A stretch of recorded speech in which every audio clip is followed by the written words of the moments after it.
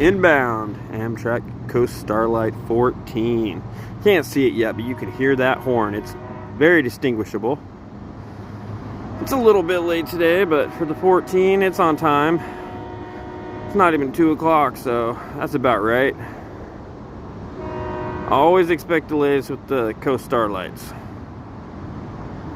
Ooh, looky here. Do we have 3 engines on this thing?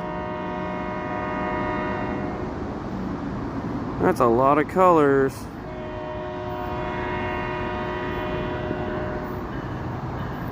Amtrak Starlight Coast 14.